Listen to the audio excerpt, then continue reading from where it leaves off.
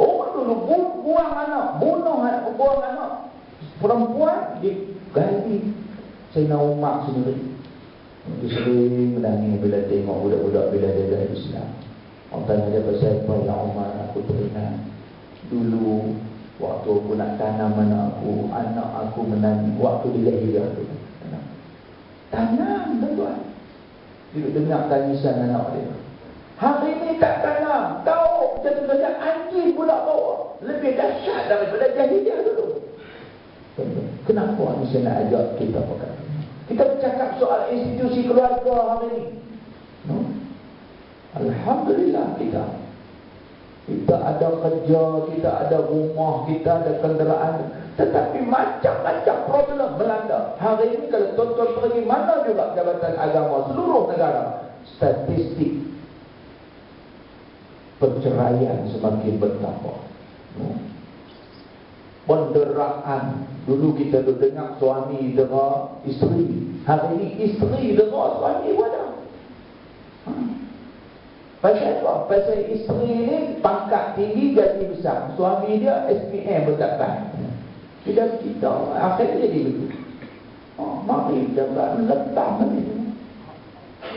Saya masih jumpa, saya tanya awak, Pakcik, dia kata, Ustaz, patutkah dia pun ikat kaki kita, tangan kita, dia tumbuk, dia tendang?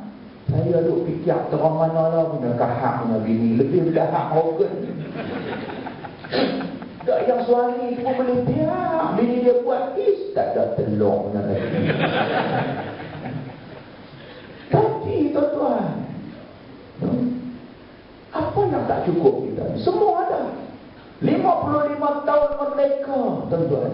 Allah bagi rezeki dekat tanah air kita ni, Masya Allah. Bukan dekat kita aja boleh ambil faedah. No, orang luar, Bangladesh, Myanmar, Bangladesh dia perhati tengok, main mula pakai keplekan. Duk sebulan tu dia dengan seluar hebat, baju dia nak darah kita, kenal dah. Tapi kenapa? Perbalahan dalam masyarakat tak berhenti-henti, tak habis-habis. Amerika pun habis-habis pilihan raya, cantik balik dia pun. Hak kalah tu boleh kerja dengan hak menang. Kita ni sepanjang masa bergaduh. Di mana tak kenal? Sebab tu kita kena tengok tadi.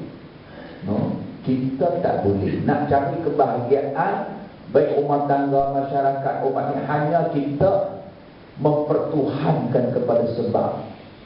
Tetapi kebahagiaan itu daripada Allah. Ini yang dibawa oleh Rasulullah sallallahu alaihi wasallam, nak menjadikan hidup kita dunia ni dapat rahmat Allah di samping sebab yang Allah bagi kepada kita. Apa dia? Itulah dia Islam. Tuan-tuan sekalian, hiduplah dengan petunjuk agama. Inilah yang akan mengundang rahmat Allah, kasih sayang Allah. Apa dia? Dia tak banyak, ada 3 benda. Kalau kita nak jadi umat Islam yang mendapat kasih sayang Allah, rahmati kehidupan kita, iaitu apa yang ada dalam agama yang disebut al-Islamu huwa aqidatun wa syari'atun wa akhlaqun. Islam itu ialah aqidah, syariat, akhlak. Ini yang dibawa oleh Nabi. Kan? Sebab itu tuan-tuan, kalau kita bercakap soal kebahagiaan hilang walaupun kita mewah, sebabnya 3 benda ni tak ada dalam diri kita, dalam keluarga kita, dalam masyarakat kita, dalam jabatan kita. Tak ada. Pangkat semua nak cari, kesenangan hanya dengan sebab usaha, mempertuhankan seolah-olahnya kepada usaha kita. Kita lupa bahagia itu dari Allah yang dipanggil dalam tauhid musabibul asbab. 3 benda. Tuan-tuan, kita lihat setelah 1400 tahun Nabi meninggalkan kita, bagaimana 3 perkara asas yang ada dalam Islam yang Nabi kata Islam itu ialah aqidah, syariat dan akhlak.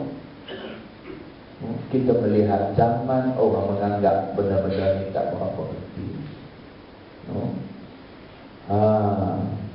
Zaman kita melihat bukan sahaja keruntuhan akhlak, tapi sudah sampai kepada keruntuhan akidah umat. Memang Nabi pun sebut akhir zaman umat-umat aku akan berpecah kepada 73 firqah. Yang nak selamat satu lah. Akidah yang nak selamat satu. 73 jenis akidah. Jadi sebab tu tuan-tuan, kita walaupun kita bekerja, kita kena ambil tahu soal akidah. Ilmu tentang ni kita kena cari. Sebab bila kita hidup berasaskan, berteraskan kepada akidah, baru ada hubungan kita dengan Allah.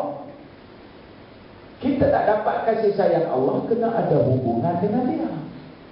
Baru kita dapat kasih sayang Allah. Dan kita dengan isteri kita, nak dapat jadi isteri kita, kena ada hubungan, barulah dia kasih kat kita. Ni kita tak ada kontak dengan dia. Salah satu kontak seorang hamba dengan Allah ialah akidah, keimanan kita. Tuan-tuan, saya bagi contoh. Dulu orang pergi belajar akidah, cari guru-guru kan, ustaz-ustaz. Tapi orang dulu dia tak cara ceramah macam ni, baca kitab.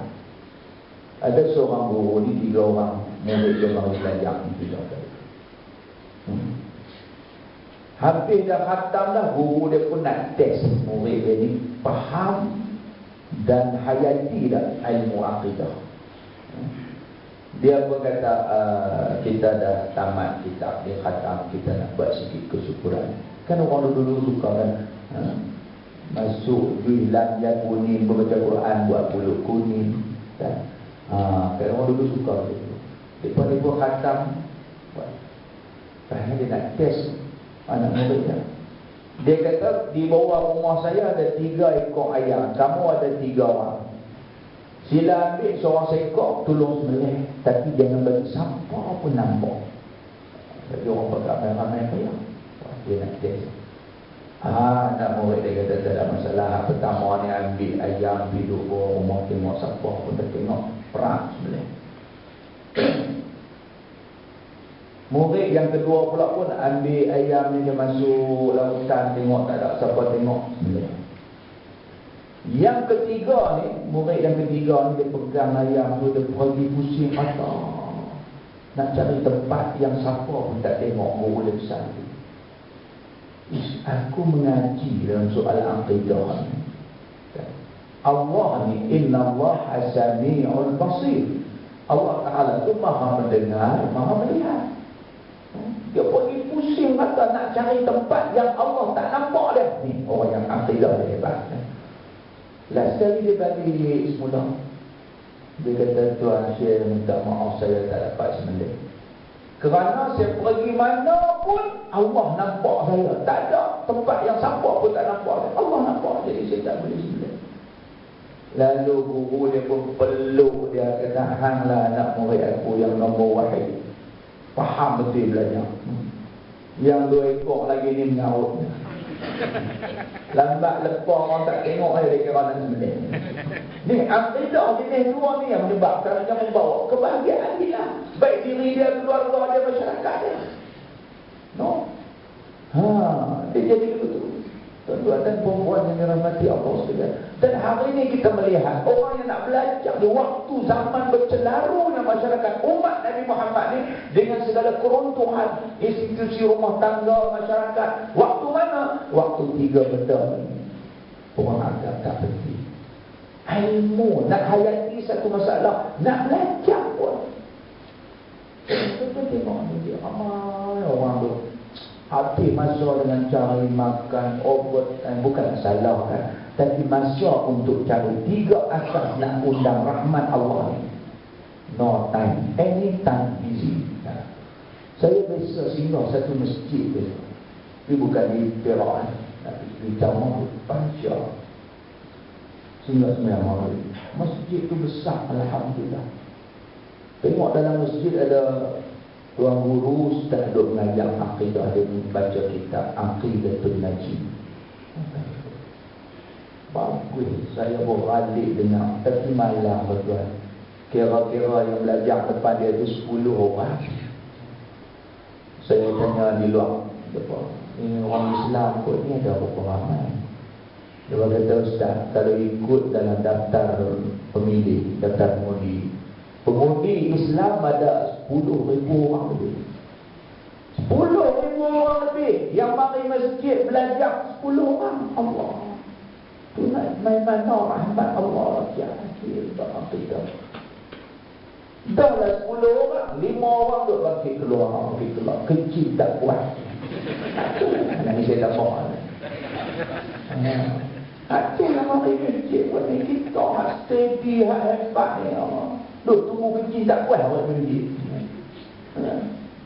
Tinggal 5. Dalam 5 orang ni pula 3 lena.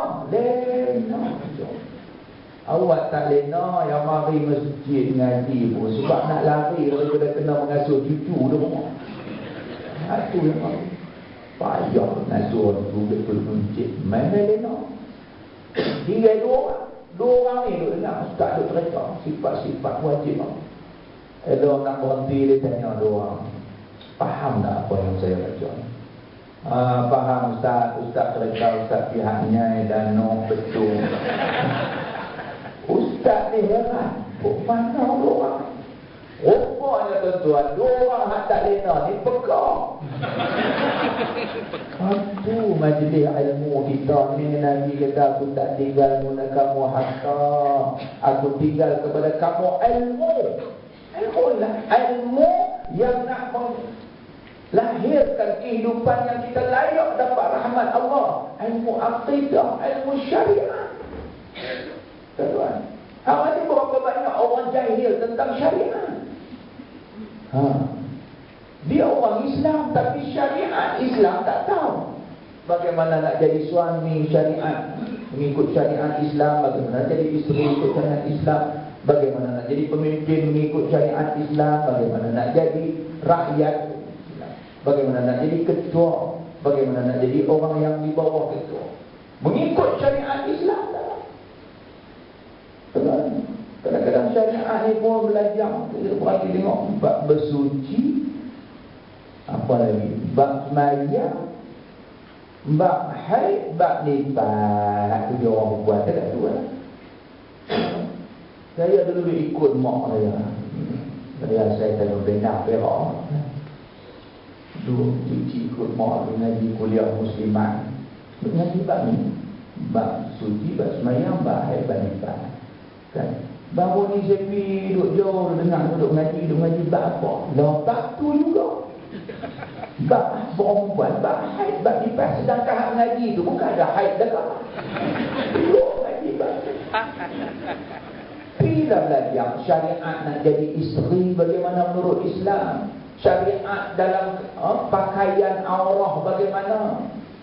Orang ni ramai orang tak faham syariat aurah. Orang sebab tu yang kita tengok hari ni kebanyakannya bukan tutup aurah tapi tutup orang. Aurah ni ikut syariat tak boleh nampak